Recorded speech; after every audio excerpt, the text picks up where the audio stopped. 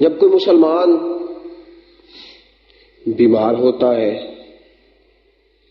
دو باتیں ہیں، یا تو وہ اپنی غلطیوں کی سزا پانے کے لیے بیمار ہوتا ہے، اور یا اس کا رب اسے آزمائش میں مبتلا کرتا ہے۔ اگر کوئی شخص اپنی کوتاہیوں کی وجہ سے بھی بیمار ہو تو ہے یہ بھی غنیمت، یہ بھی نعمت ہے کہ دنیا میں ہی اسے اللہ کریم اس کے گناہوں کی سزا دے کر اسے معاف کر کے آخرت کے عذاب سے محفوظ کر دیتا ہے۔ اسی لیے رسول کریم صلی اللہ تعالی علیہ وسلم نے فرمایا بیماری کو برا نہ کہو، یہ آتی ہے تو تمہارے گناہ لے جاتی ہے۔ ایک پہلو یہ ہے، اور ایک پہلو یہ ہے کہ اللہ جب کسی کے درجات کو بلند کرنا چاہتا ہے،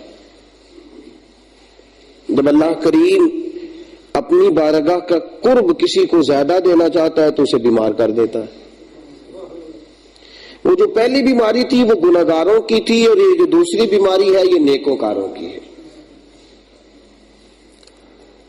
اب ہمیں کیسے پتا چلے گا کہ فلاں بندہ گناہوں کی سزا بھگت رہا ہے جو بیمار ہے یا آزمائش میں ہے؟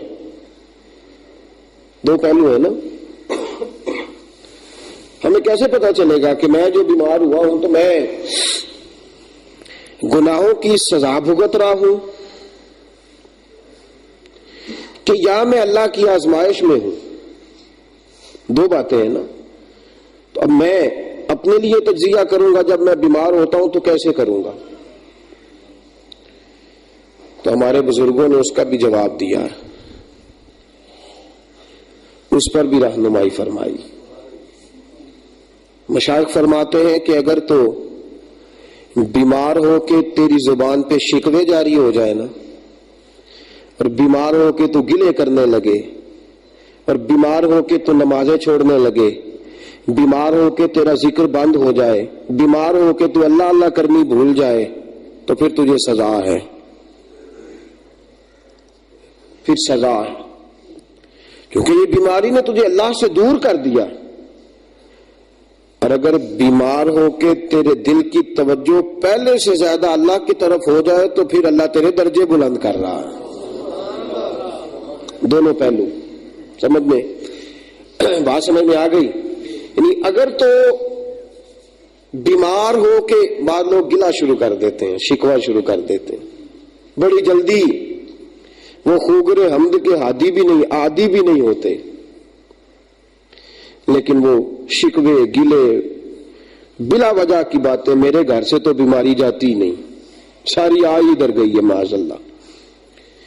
تو یہ اگر شکوے شروع ہو جائیں، شکایتیں شروع ہو جائیں تو پھر سزا ہے۔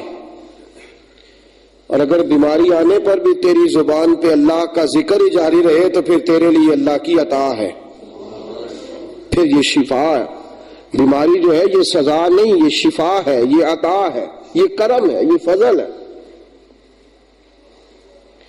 دو پہلو ذہن میں رکھیے گا۔ رسول پاک علیہ السلام کو بھی بخار ہوتا تھا، حضور کو بھی بخار، رسول پاک کے سر مبارک میں درد بھی رہتا تھا،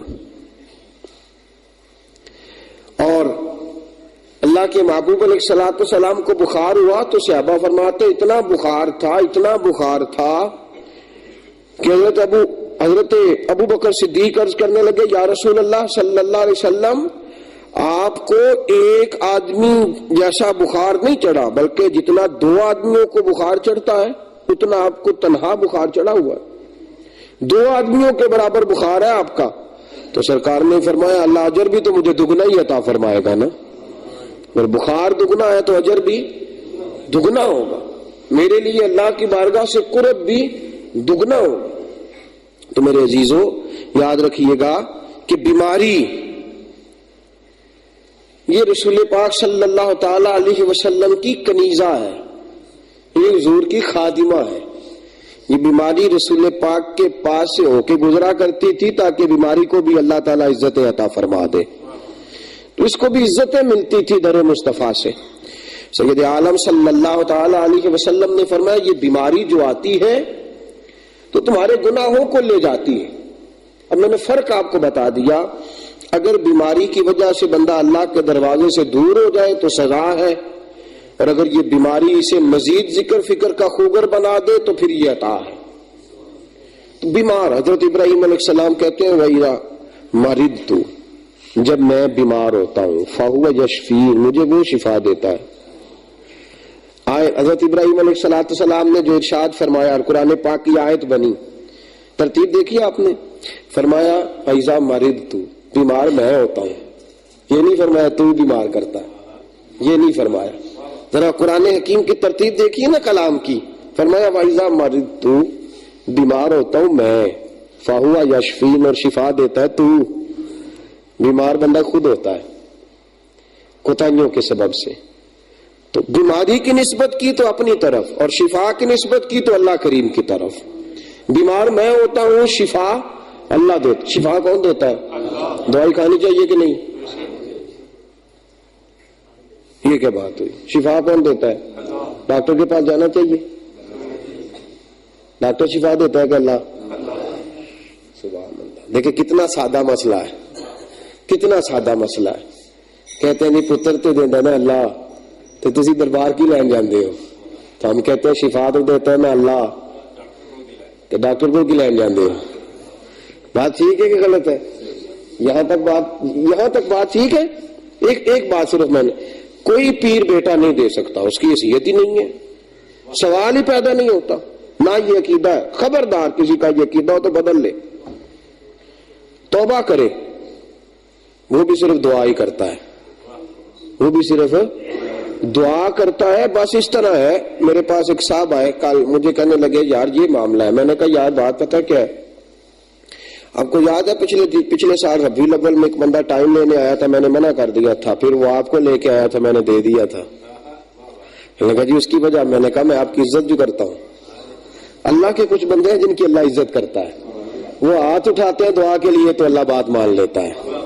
بس اتنی سادی، اس میں الجھنا نہیں چاہیے. ہم الجھ گئے، دور ہو گئے، تفرقات اس قدر زیادہ بڑھے کہ بس کفر شرک کی مشینیں کھول گئی. اسلام میں داخل کسی کو نہیں کیا، کئی لوگوں کو باہر نکال دیا. بہرحال سادی سی بات ہے. شفا کون دیتا ہے؟ اگر کسی کے ذہن میں ہو ڈاکٹر دیتا ہے تو مشرک ہو جائے گا. ڈاکٹر کی حیثیت ہی نہیں شفا دینے. حکیم صاحب شفا دے سکتے؟ وہ دوائی دیں گے. شفا کون دے گا؟ اللہ. یہ عقیدہ یاد رکھیں، یہ عقیدے کی بات ہے، اس کو بھولنا نہیں. اب بندہ بیمار ہو گیا ہے تو رسول کریم صلی اللہ تعالی علیہ وسلم نے ارشاد فرمایا جسے ایک دن بخار آیا، ایک دن کا، فرمایا اللہ تبارک و تعالی اس کے 80 سال کے گناہ معاف فرما دے گا. یہ بیماری گناہ لے گئی ہے. اگر کوئی بیمار ہو کے مرے تو اس کا مطلب یہ نہیں کہ آپ کہیں بری موت مرا ہے. یہ بھی یاد رکھیں. کوئی بیمار ہو کے جاتا ہے تو وہ تو صاف ہو کے گیا، اس کے گناہ بخشے گئے. تو بیماری، ایک بیماری وہ ہے جو بیماری میں کرنا کیا ہے؟ بیماری میں صبر کرنا ہے.